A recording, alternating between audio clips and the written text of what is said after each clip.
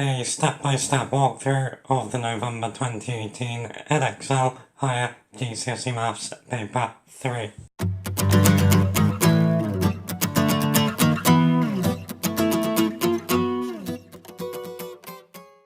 Hey there guys, welcome back to the channel. If this is your first time here and you're trying to get the best grade in maths you possibly can, let me help. Start now by subscribing.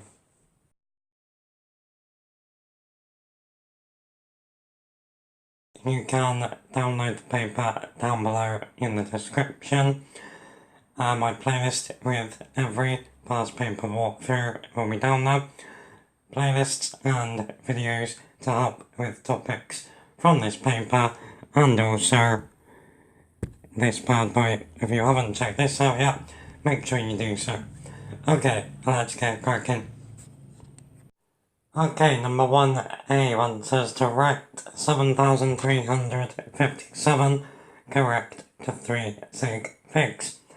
So, the 5 is the third sig fig, there's a 7 after it, so we round up to 7,360. Part B. Work out the square root of 17 add 4 squared all over 7.3 squared. Write down all the figures on your calculator display. So, I've added together here 17 add 4 squared, which is 33. So, and I'll just put in square root 33 over 7.3 squared. Make sure you get the same as this. Number 2.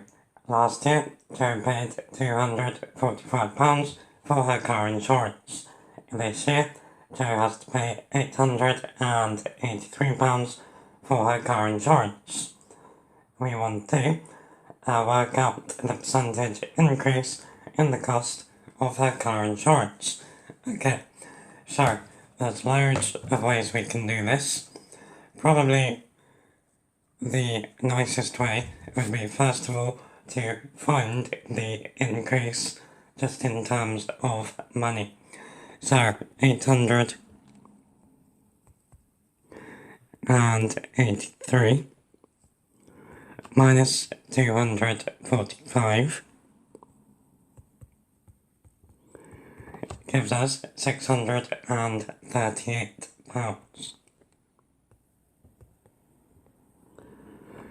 So, what we then need to do is find 638 as a percentage of 245. So, to do that, we do 638 divided by 245.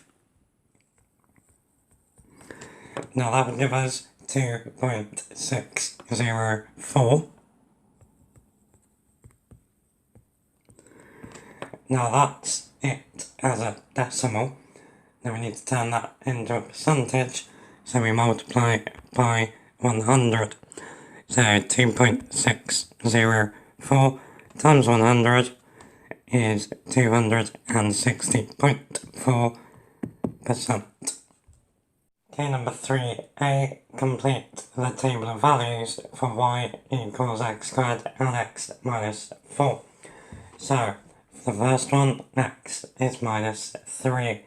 If you're using your calculator to do this, when you put minus 3 squared in, make sure you put it in as minus 3, all in brackets, squared.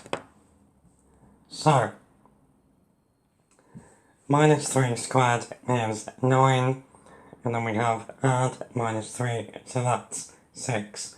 And then minus 4 gives us 2.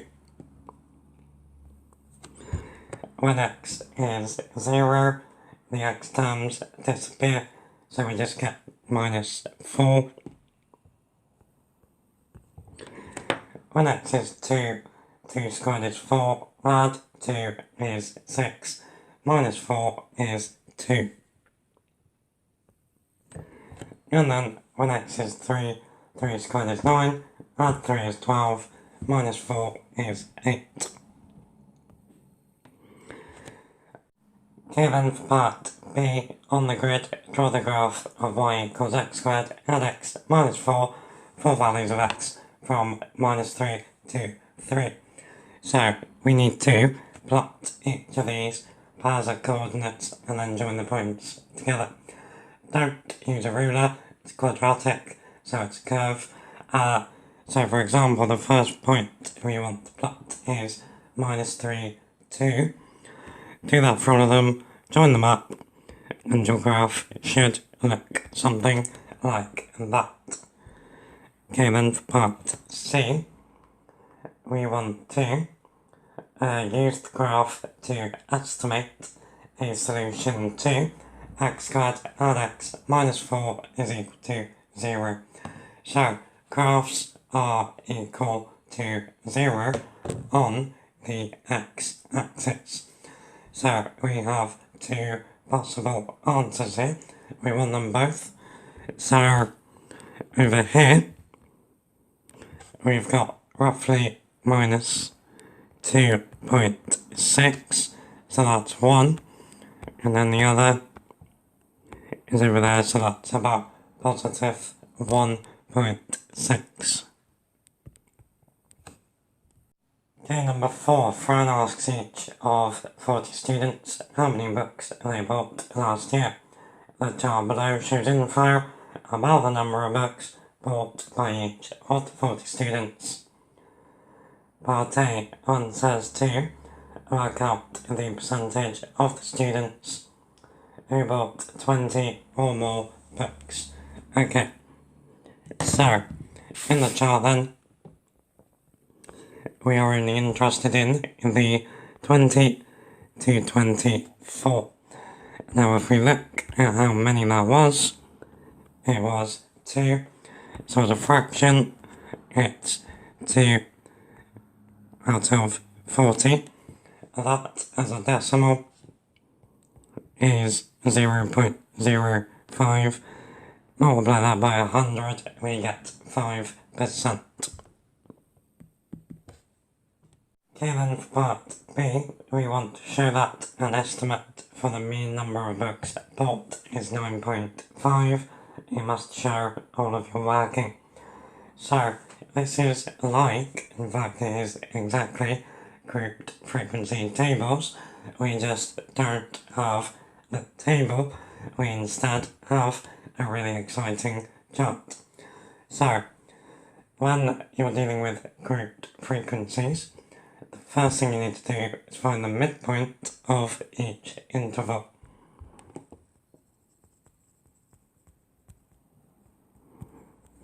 So that acts as an estimate of the mean number of books bought in each interval. So, if we go back to the chart, 0 to 4 would be 2, 5 to 9 would be 7,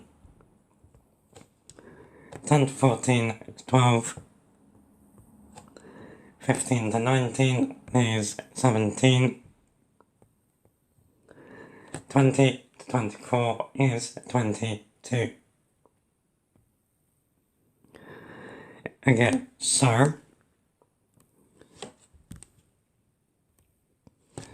we have then 2, 7, 12, 17, 22.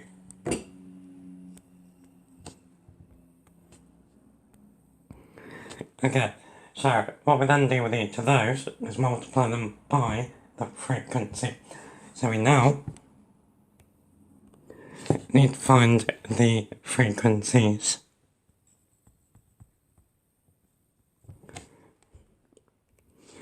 So, first bar is 11, second bar is 8,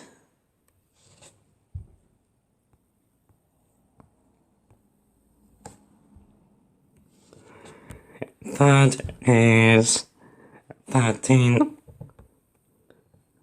then we have 6,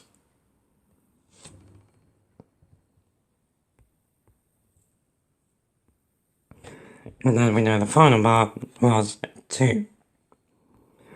Okay, so then what we do is we multiply each midpoint by its frequency. And what that does is gives us an estimate of the total number of books bought in each interval. So,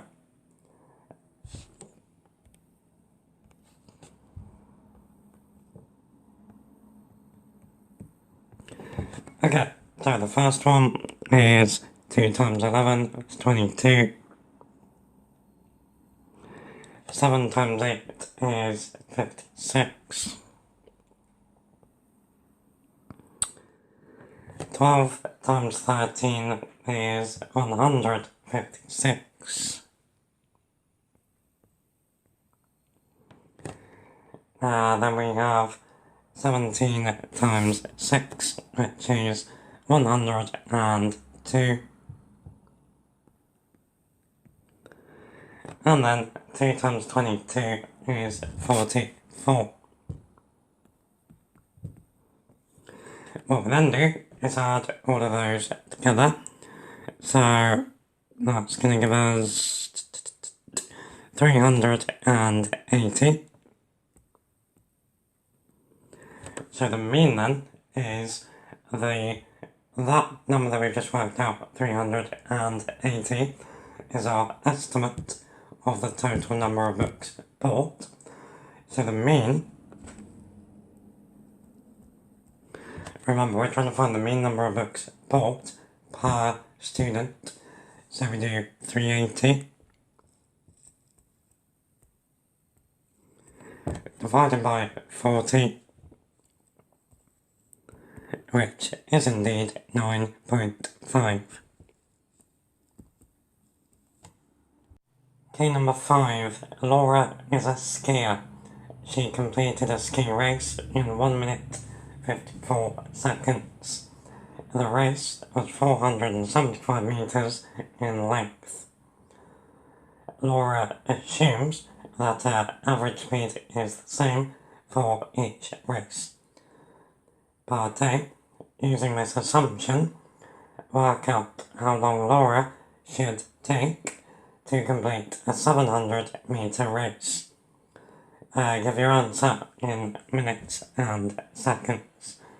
Okay, so the way that I would do this is, first of all, work out how many seconds the first race took her. So 1 minute 54 seconds is 60 add 54 seconds, which is 114. Okay, so we know that she can go then 475 meters in 114 seconds. Now what we can do is work out how long it would take it to go 1 meter, and then we can turn that into 700 meters. So to get 1 meter, we divide by 475, so we get 1 meter takes 0.24 seconds.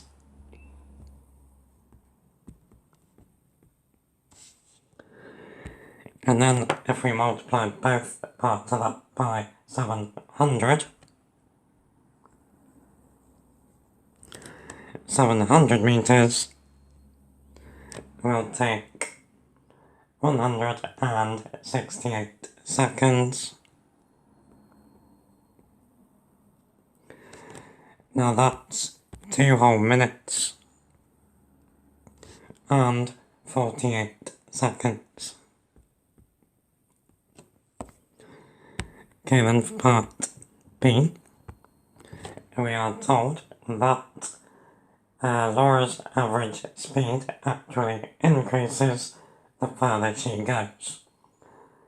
How does this affect your answer to part A? So, she's going to be going faster than we assumed, it's going to take less time. Okay, number 6, we have a nice mix of ratio and SOC-TOA. So my SOC-TOA playlist is down below. Okay, so ABC is a right angled triangle, AC is 14 centimeters, angle C is 90 degrees. The size of angle B to the size of angle A is 3 to 2. We want to work out the length of AB, giving our answer to 3 sig figs. Okay, so let's find AB. So AB then is the hypotenuse. So let's call it x. Okay, so we know then that the size of angle B to the size of angle A is 3 to 2. We also know they need to add up to 90 degrees, because we already have 90 degrees in the triangle. So we need to split 90 in the ratio 3 to 2.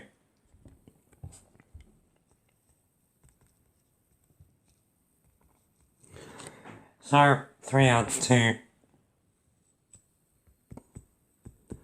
it's 5, that means every one lot of the ratio is worth 5. We need to know how many lots of the ratio are in 90. So 90 divided by 5 is 18. So we can then work out B is 3 times 18, which is 54 degrees, and A is 2 times 18, which is 36. Okay, so now that we know those two angles, we have a side and 2 angles to choose from to work out the other side. So now I'm going to use angle A. So we know that's 36 degrees.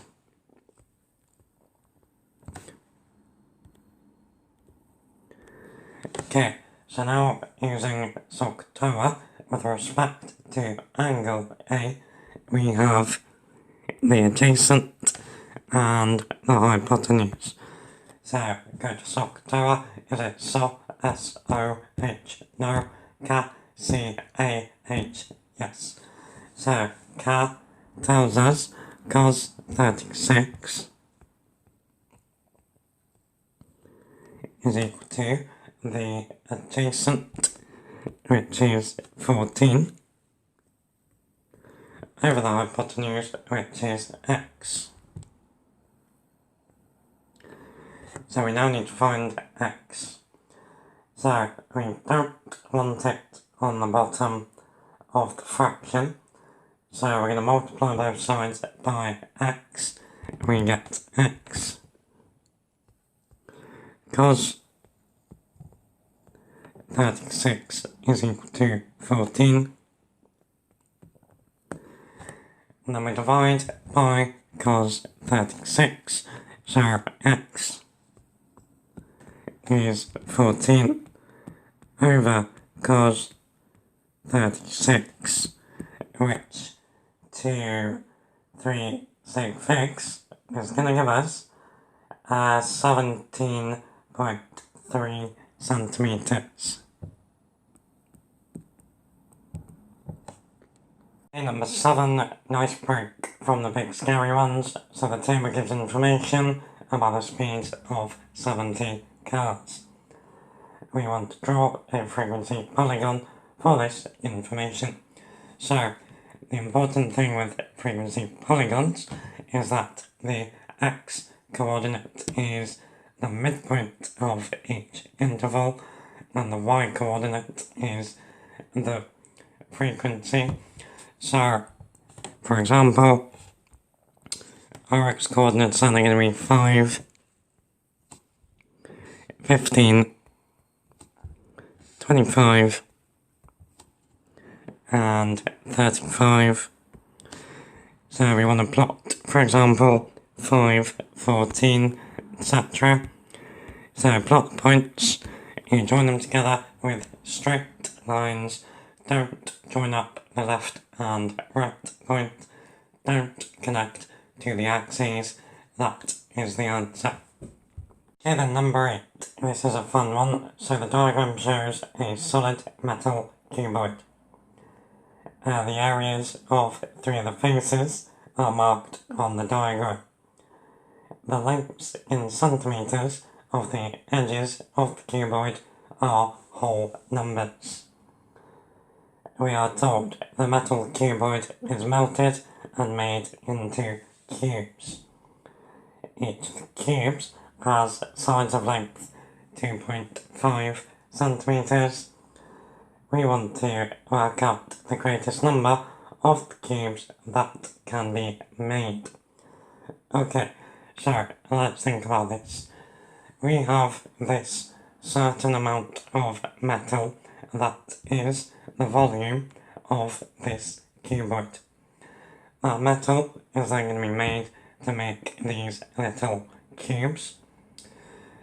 To work out how many cubes we can make, we're going to need to know the volume of the cuboid and the volume of each cube. So, we can do the cubes straight away. So, the volume of each cube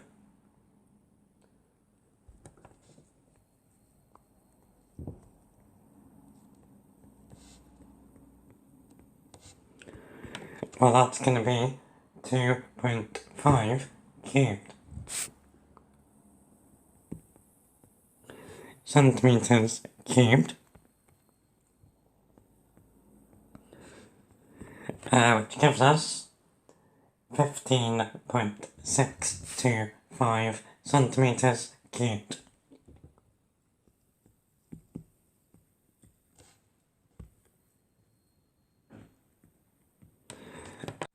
Okay, so now we need to work out the volume of the cuboid. Now to do that, we're going to need the lengths.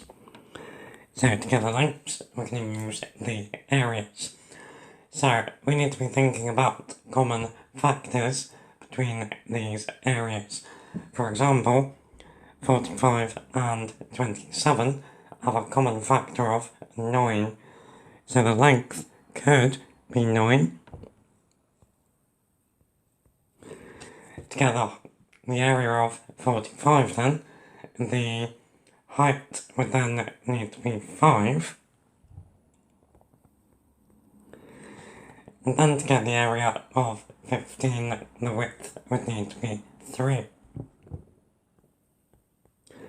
So happily then, up on top, 9 times 3 is 27. So the volume of the cuboid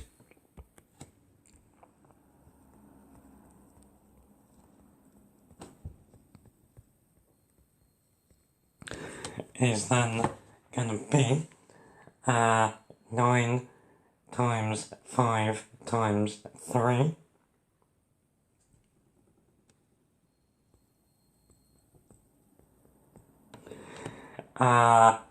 That's going to be centimetres cubed. Now that is going to give us 135 centimetres cubed. Now then, to work out the number of cubes,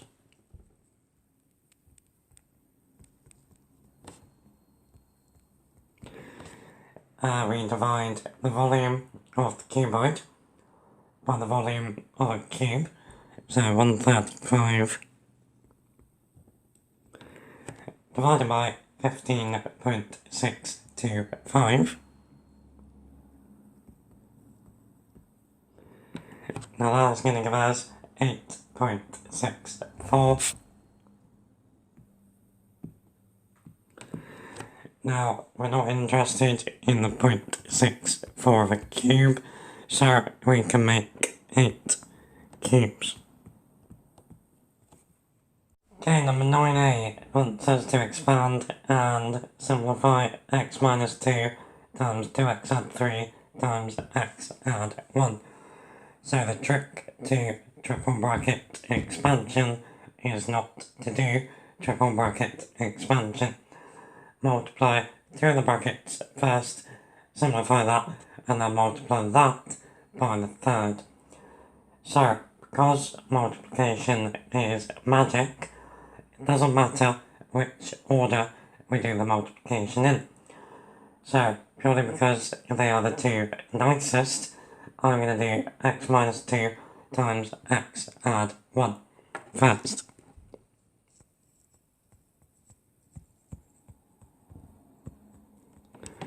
Okay, so for that, make sure you can get x squared minus x minus 2. Okay, so now our question is x squared minus x minus 2 times 2x add 3. Okay, now the method that I recommend using for this is a table. So, we're going to need a 3 by 2.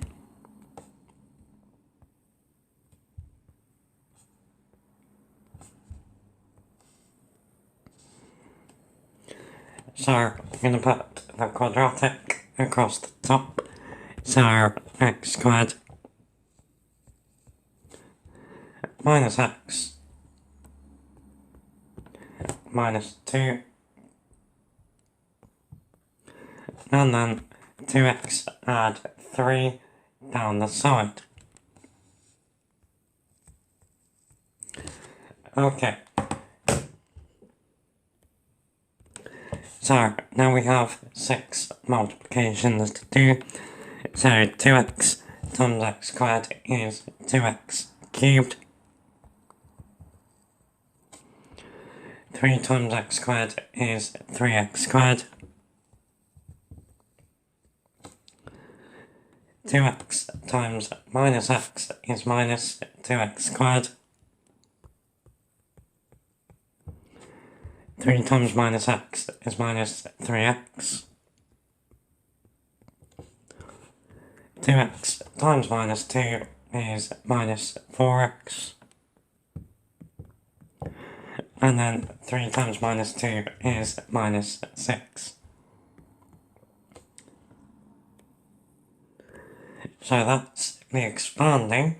Now we need to simplify. So we have 2x cubed. Then we have 3x squared minus 2x squared.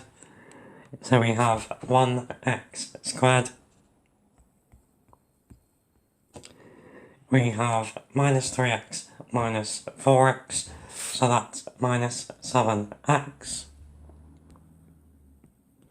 And then we have minus 6. And that is our answer. Okay, then part B. Y to the 4 times y to the n over y squared is equal to y to the minus 3. Work out the value of n. Okay, so my indices playlist is down below. So, what we can do, if we first of all multiply through by y squared, then we get y to the 4 times y to the n is equal to y to the minus 3 times y squared.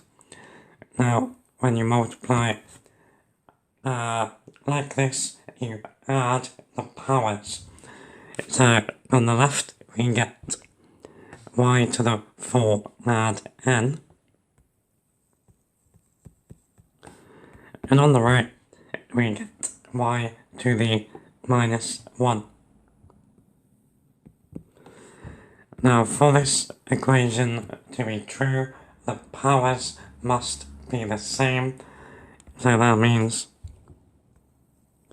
4 add n is equal to minus 1.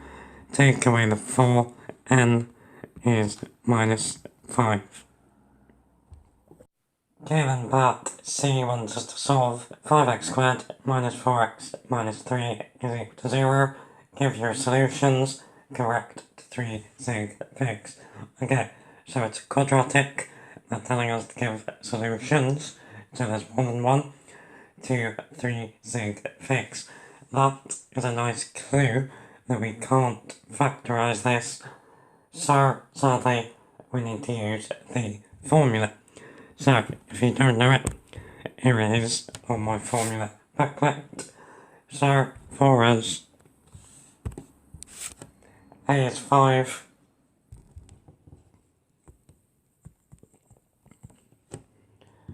B is minus 4,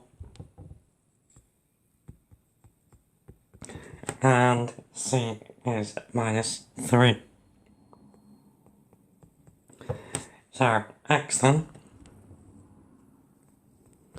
is minus B, so minus 4 is positive 4,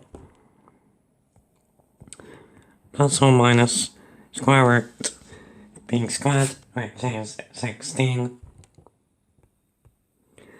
Then we have minus 4 times 5, which is minus 20, times minus 3 is positive 60.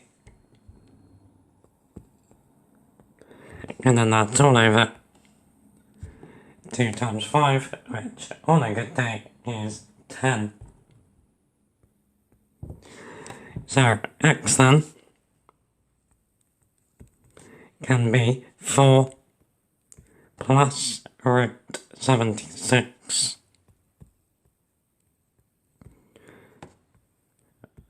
All over 10. Now that is going to give us 3 sig figs. And that's going to give us 1.27.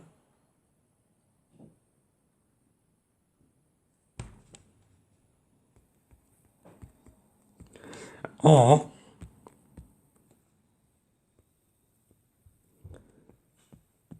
x is equal to 4 minus root 76 all over 10, and that one is going to give us minus 0.472.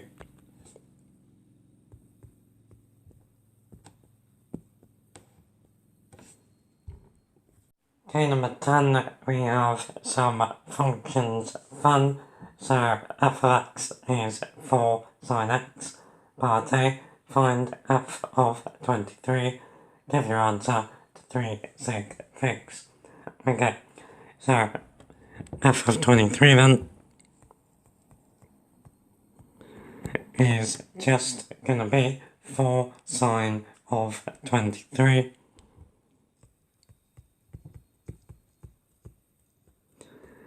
Which 3 sig figs is going to give us 1.56. Okay, then for part B, we are told that g of x is 2x minus 3. Find fg of 34. Give your answer correct to 3 sig figs. So, what we're going to do first is find g of 34. So that's 68 minus 3, so that's 65. So FG of 34 is now just f of 65. So that's 4 sine 65.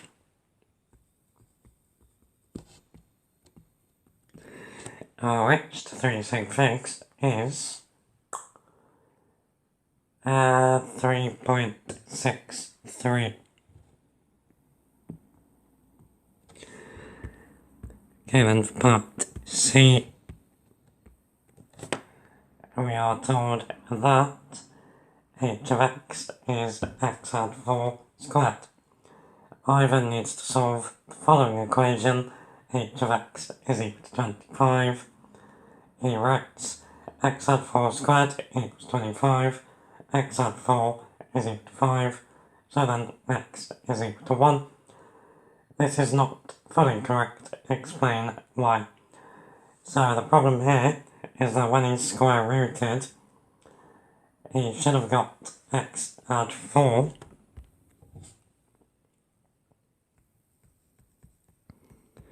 is equal to plus or minus 5. So he would also get, so when x add 4 is equal to minus 5, x would equal minus 9. So he's missed one solution when he's square rooted. My functions playlist is down below. Okay, number 11, nice and straightforward. Sketch the graph of y equals tan x for x from 0 to 360. So, hopefully you've seen it. If you're rusty on your trig graphs, check out my exact trig values playlist down below. Okay, number 12, 3D trigonometry. Yay. So, really, there is no such thing as 3D trigonometry. We're going to find a 2D triangle inside a 3D shape. So, here is a pyramid with a square base, A, B, C, D. Square base, important. We are told AB is 5 meters. So the square has side lengths of 5.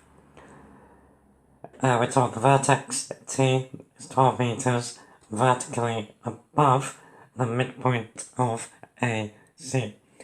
So, if we drew a vertical line down from T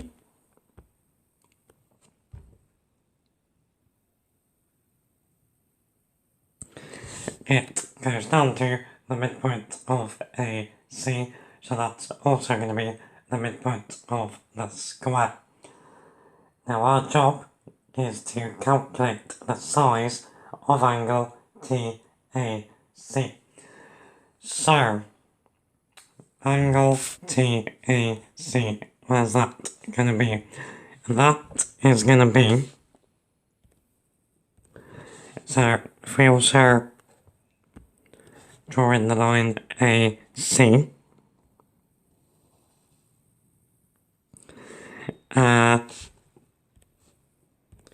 and then TA,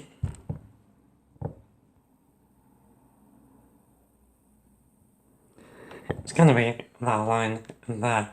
So the angle that we want to find is this chap here. Now let's call him theta. Now, thinking about it as angle TAC isn't gonna help us. What we need to do is get a right-angled triangle. So, if we call this point down here M, then angle TAC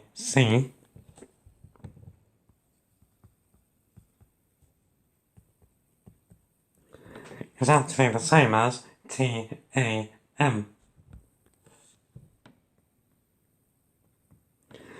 So, what we're going to do then is pull out this 2D triangle.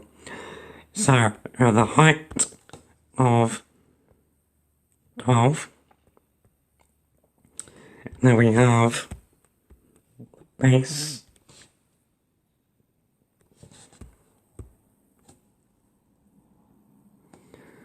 there, and then we have the hypotenuse, like that. And the angle that we want is that guy there. Okay, so to label the points, so we have T, then A, and then M. So, to be able to find this angle, we need to know one of the other side lengths. So, the one that we can find is AM. So we know AC is the diagonal of the square base. So if we find AC, we can find AM. So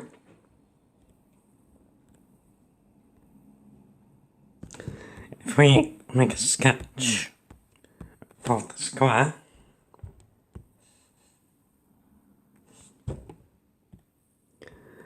now we know it has side lengths of 5. So if we say A is there, C is there,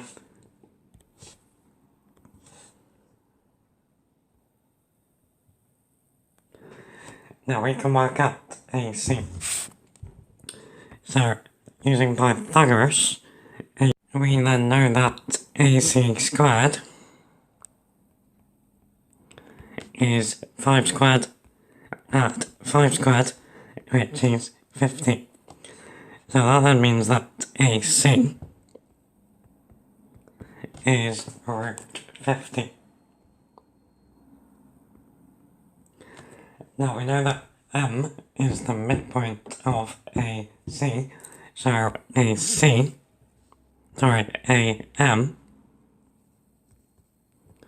is 1/2 of AC, so 1/2 root 50, which gives us 3.54 centimeters. Okay, so now then, we know the base of this triangle is 3.54 meters. So now, it's just SOHCAHTOA. So with respect to the angle, we have the opposite and the adjacent. So it's tan. So tan of theta is 12 over 3.54. Theta then is the inverse tan of that.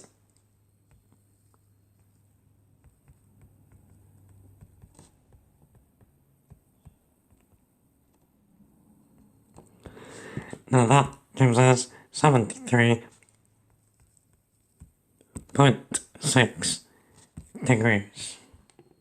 Okay, number 13. The number of animals in a population at the start of year T is PT. The number of animals at the start of year 1 is 400.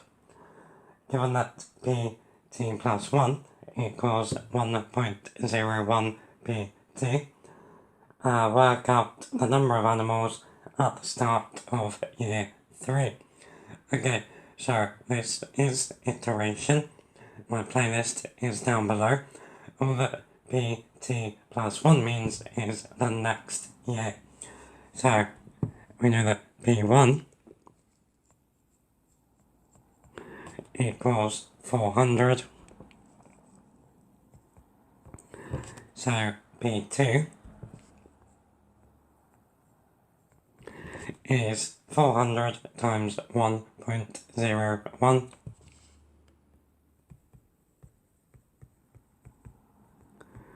which is 404. P3 is then 404 times 1.01,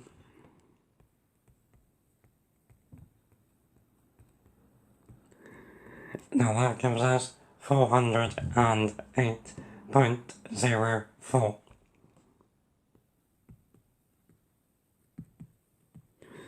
Now we don't want 0.04 of an animal, so our final answer would be 408. Number 14, proportion playlist down below.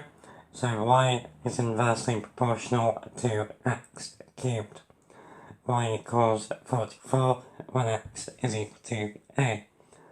Show that y equals 5.5 when x equals to a. Okay, so really the first thing we should write down is that y is proportional to 1 over x cubed, because it's inverse.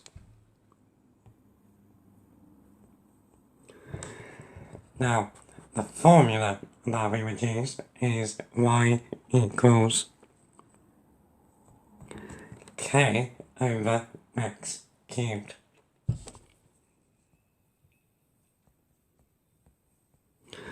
Okay, so we know when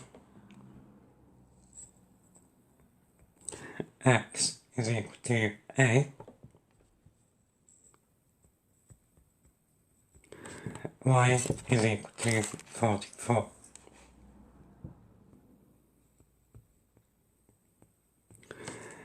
So, this is going to give us then 44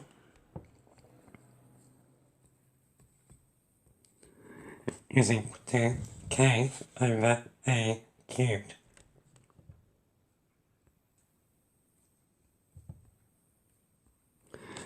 Okay.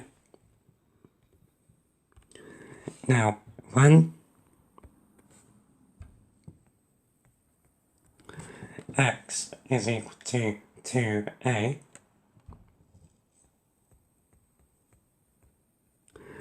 x cubed is 8a cubed.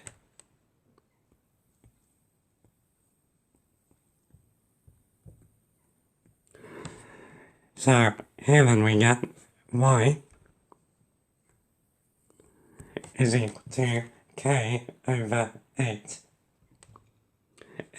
cubed.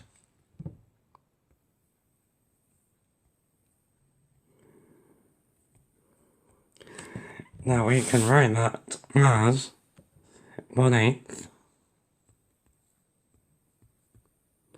times k over a cubed. Now we know that k over a cubed is 44, so this is 1/8 of 44,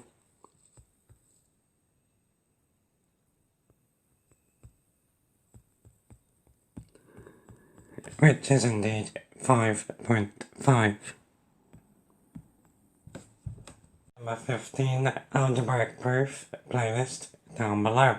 So we want to prove algebraically that the difference between the squares of any two consecutive odd numbers is always a multiple of 8. So consecutive means one after the other. So for example, 1 and 3. With algebraic proof, never just sub numbers in, we need to do some algebra. So, we first of all need to define our odd numbers. So, we can say if n is an integer,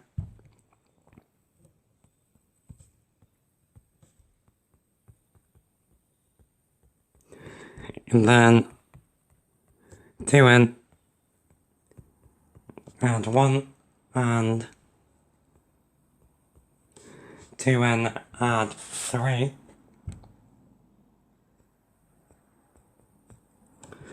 are consecutive odds.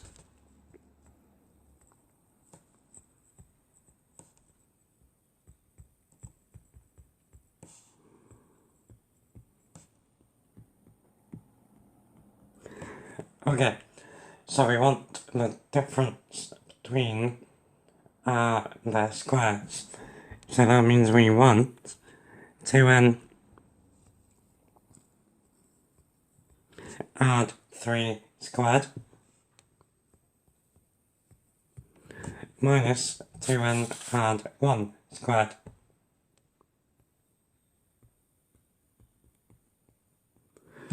Okay, so remember 2n add 3 squared means 2n add 3 times 2n add 3. So make sure you can get this to be 4n squared add 12n add 9, and then we have minus 4n squared add 4n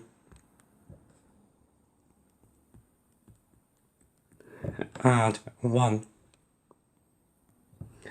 So we have 4n squared add 12n add 9 minus 4n squared minus 4n minus 1. So the 4n squareds cancel. So we have 12n minus 4n, that's 8n. And then 9 minus 1 is 8. So we can then write that as 8 times n add 1. So by having the 8 on the outside, this is always a multiple of 8. Okay, number 16. Here is a shaded shape ABCD. The shape is made from a triangle and the sector of a circle, centre O, radius 6. OCD is a straight line. AD is 14 centimetres. So AD, that line there, we're told angle AOD is 140 degrees. So that is this angle there. Now that is also going to allow us to work out the angle of the sector. Angles around the point are 360 degrees, so 360 minus 140 is 220.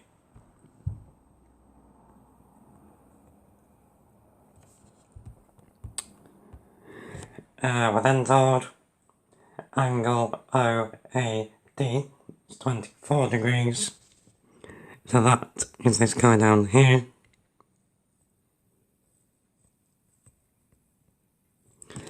Now our job is to calculate the perimeter of the shape. Give your answer correct 3 sig figs. Good times, 5 marks. Okay, so while we're here, we can also get the third angle in this triangle. We might need it, we might not, but when in Rome. So 140 add 24 is 164. So this angle then is 16 degrees. Okay, right then, the first bit that I'm going to work out is the arc.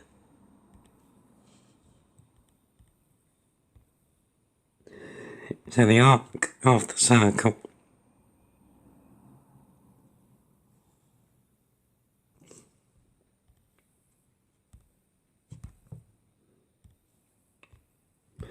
Okay, so circumference of a circle is pi times diameter. Now, we know the circle, or the sector,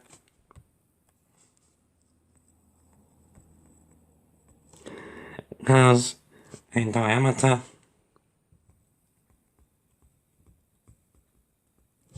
of 12.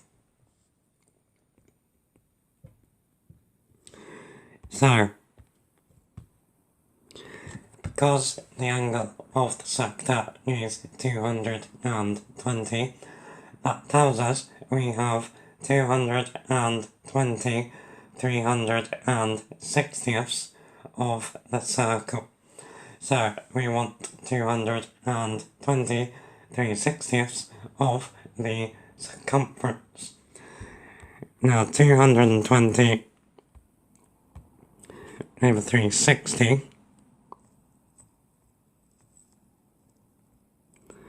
is 22 over 36,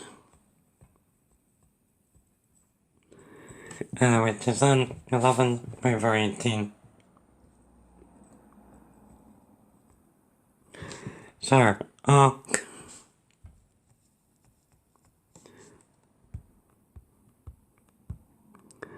ABC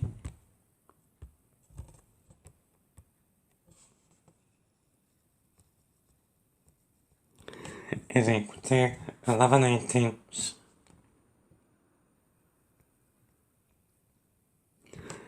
of pi times 12. So, times 12 pi.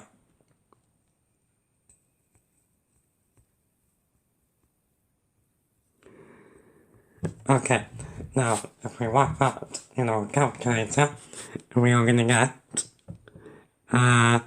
22 pi over 3, and that's centimetres. So I'm not going to turn it into decimals yet. I'm going to do the rest and then do that at the end. Okay, so the next bit we need to work out is the length CD. Now we know that O to C is 6. So if we can work out O to D, we can then take away the 6 and get C to D. So, the way that we're going to do this is using the sine rule. So, if you don't know the sine rule, here it is in my formula booklet. Which again, remember, you can check out down below. So, using the sine rule, we can say that OD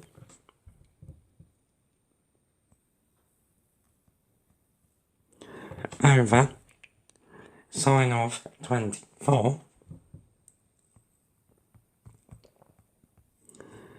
is equal to 14 over sine 140.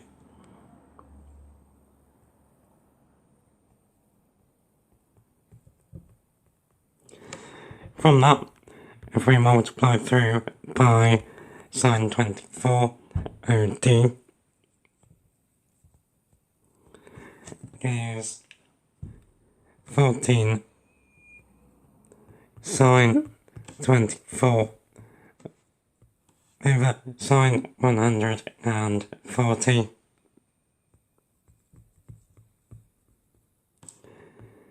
Now, if you put that in your calculator, you should get 8.859.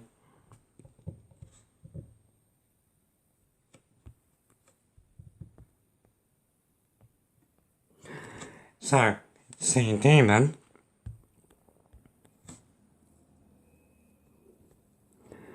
is 8.859 minus O2C, so minus 6. Which then gives us 2.859 centimetres.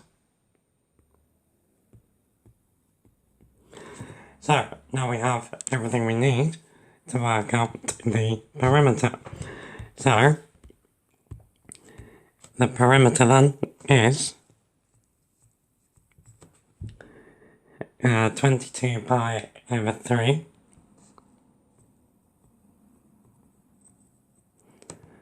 add the 2.859 and then add the 14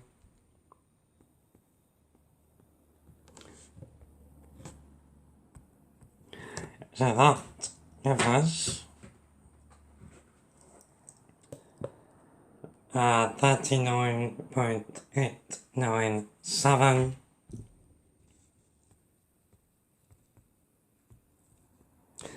which to 3 sig figs is 39.9 centimetres to 3 sig figs. Cool. Okay, number 17, we have a histogram, so my playlist is down below. So the table shows info about the distances 570 students travelled to a university open day. Part A wants us to draw a histogram for this information in the table. So, crash course in histograms. Each bar has 2 dimensions, it's a rectangle. Along the bottom you have the interval width. And then at the side you have what's called frequency density. Now the area inside represents frequency. So the formula then is width times frequency density is equal to frequency. So what we need to do here is work out the frequency densities. So frequency density is frequency divided by width. So going through the table then,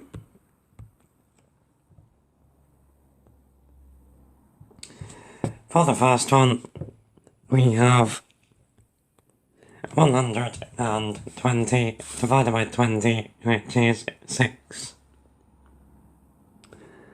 Then we have 90 divided by 30, so that's 3. Then we have 120 divided by 30, so that's 4. 140 divided by 70, that's 2. And 100 divided by 50, that is also 2. So, our highest frequency density is 6. So now we need to decide on a scale.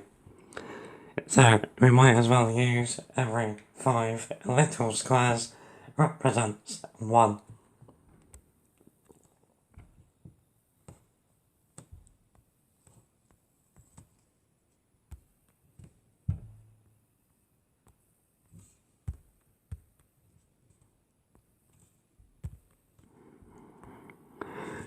Okay, don't forget to label the axes. Okay, So now it's just a case of drawing rectangles with the intervals and the heights. You should get something that looks like this.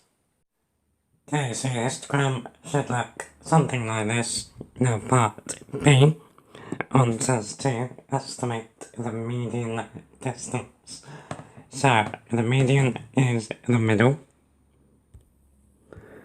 Now we don't really use the histogram to do this.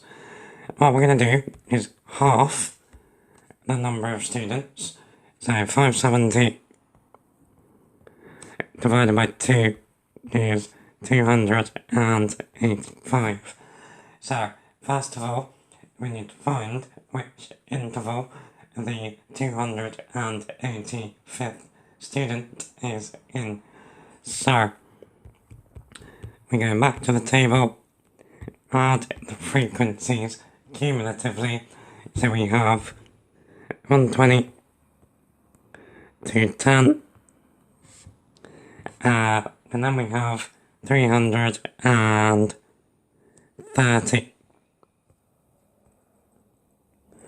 So the median is in this third interval. Now, the interval starts at 50 and ends at 80. Now, we know that roughly the median distance would be between the 285th student and the 286th student. So, given that at the start of this interval we have 210 people, by the time we get to the end of this interval we have 330. So if we were to put that on a number line,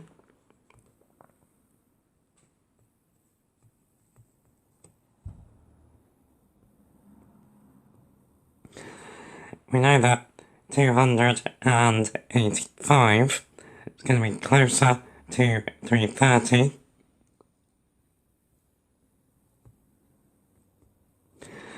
So the whole interval is 120 wide. The distance from 210 to 285 is 75.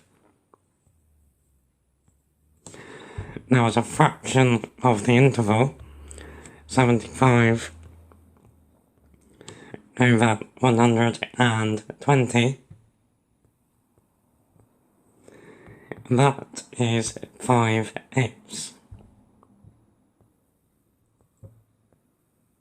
So that means then we want to go 5/8 of the way into the interval. Now the interval has a width of 30 because we're going from 50 to 80. Now 5/8 of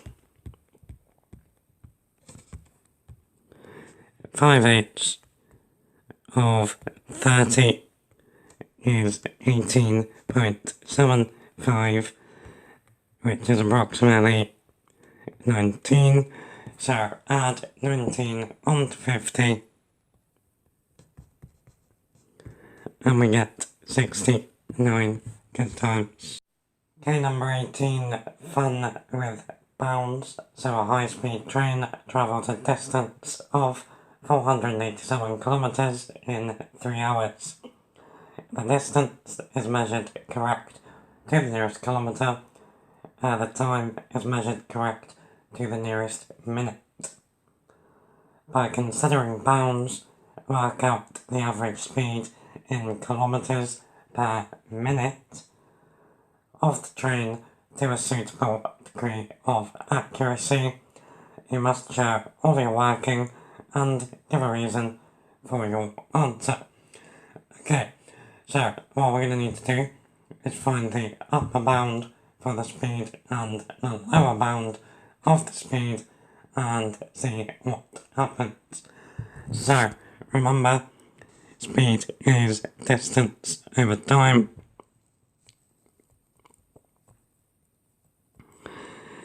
Now, the upper bound for the speed, let's call it SU. So to go as fast as possible, we want to go as far as possible in the shortest time. So that's going to be distance upper divided by time lower. And the lower bound is going to be distance lower over time upper. Okay, so we need to get then the error intervals for the distance and the time. So for the distance, so we're 487 kilometres to the nearest kilometre, so the lower bound is 486.5.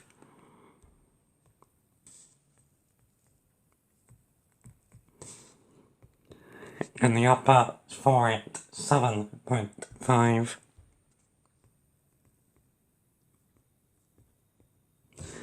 Now for time,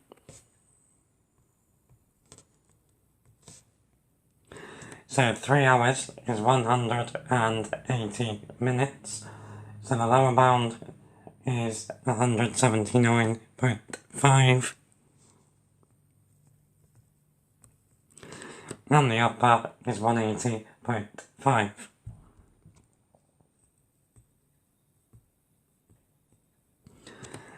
Okay, so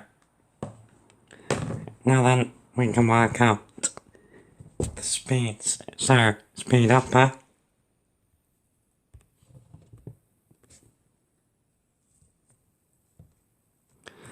well, that's going to be 487.5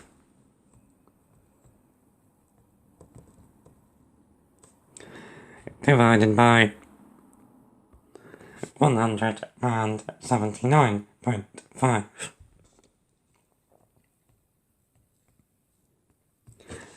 Now that gives us 2.716.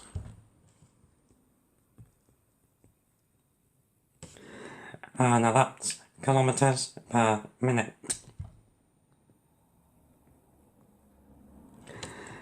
Now the lower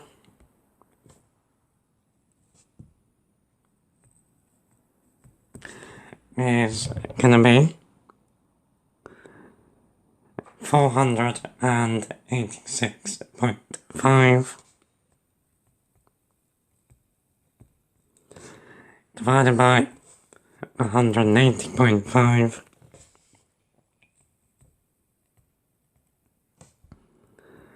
And that is going to give us 2.695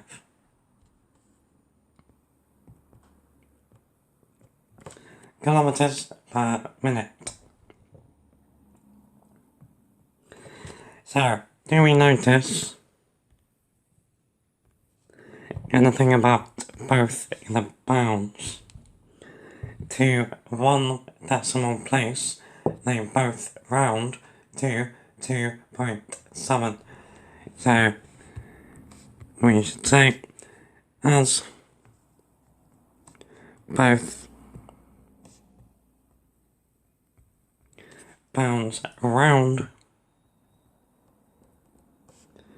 to 2.7 kilometers per minute.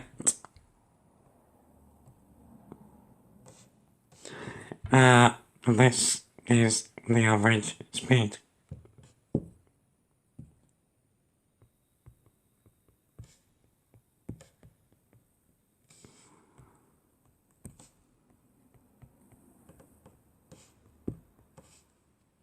Number 19, quadratic simultaneous equations. So we want to solve 2x squared minus y squared is equal to 17 and x at 2y is equal to 1. so my playlist is down below. Now the first thing we need to do with quadratic simultaneous equations is use the linear equation, which here is x add 2y is equal to 1, to get one letter in terms of the other. So here it's going to be easiest to get x on its own. So from this we get x is equal to 1 minus 2y.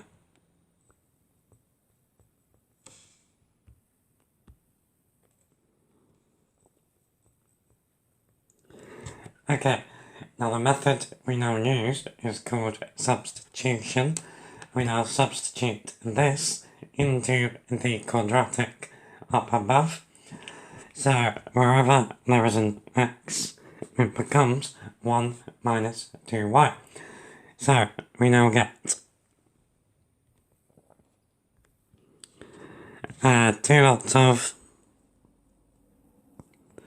1 minus 2y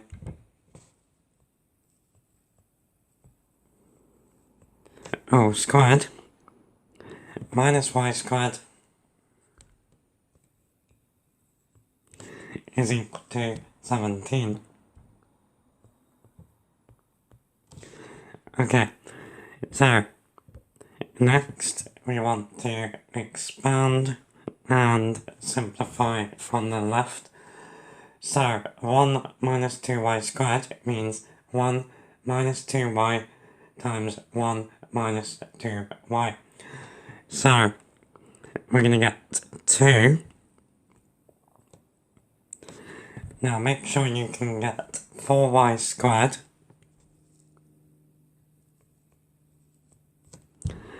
minus 4y add 1, close the bracket, then minus y squared is equal to 17. Okay, now if we let the 2 in, we have 8y squared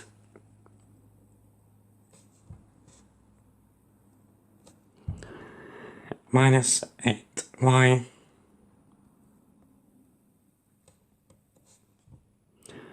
add 2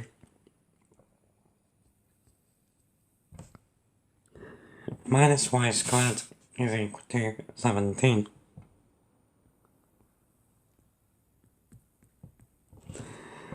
Okay, so we have 8y squared minus y squared, that's 7y squared, minus 8y. Now because this is a quadratic, we want everything on the same side, with a 0 on the other, so I'm also going to subtract 17, so we get minus 15 is equal to 0. So now we need to try and factorize this. We might be able to, we might need to use the formula, but that would be very cruel. So because we have a 7y squared, we're going to need a 7y and a y. Now the two numbers need to multiply to minus 15.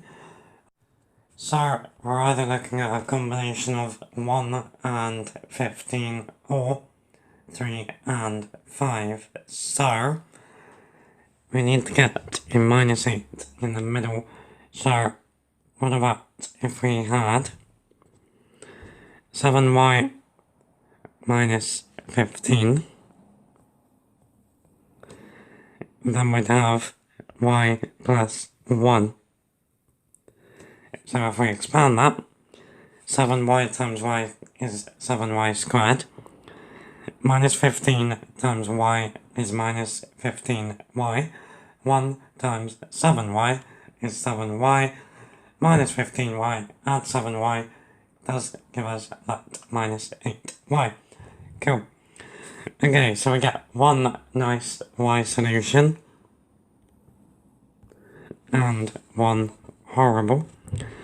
So when you solve quadratics like this, you now set whatever is inside each bracket equal to 0 and solve for the latter.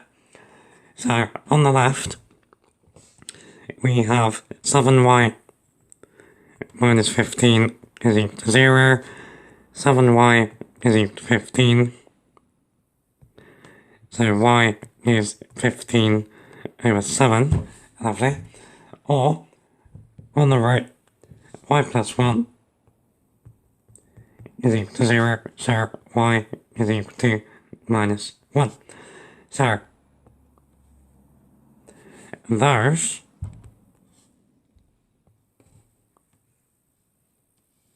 are half the answer. Now we need to find the corresponding x values. So remember back here, we know that x is 1 minus 2y. So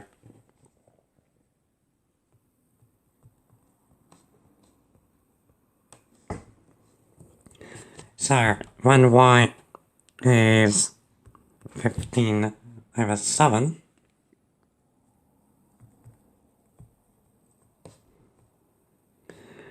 we get x is 1 minus 37.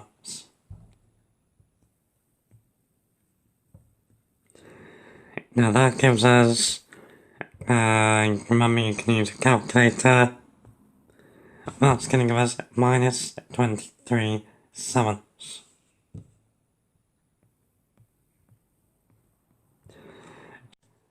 So that is one solution, so maybe let's just write down x is minus 23 sevenths, y equals 15 sevenths.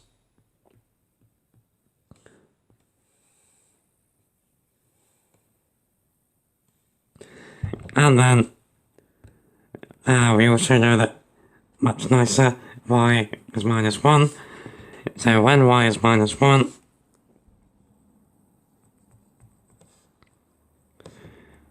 x is 1 minus 2 times minus 1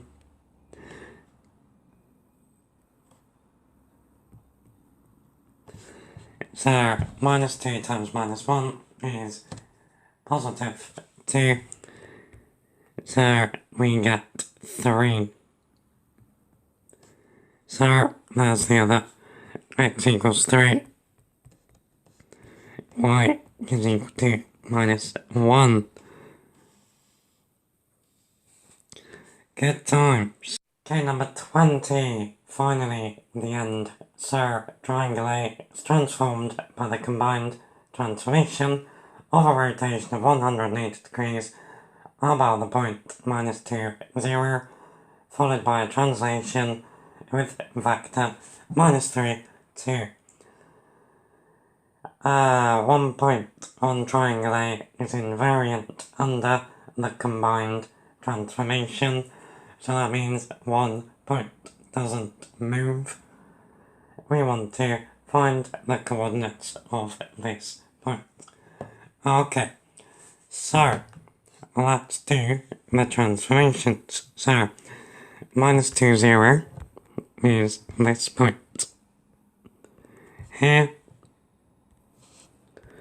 Now, when we rotate the triangle 180 degrees above that point, the triangle is going to go from being to the left and above to being to the right and below by the same distance. So,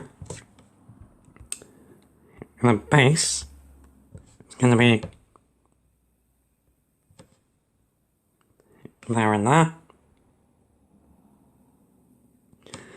Now the triangle is 3 high So the point is going to be there. Doing the real thing. Be good and use a ruler. So that is the rotated triangle. Now we want to translate that with vector -3, 2.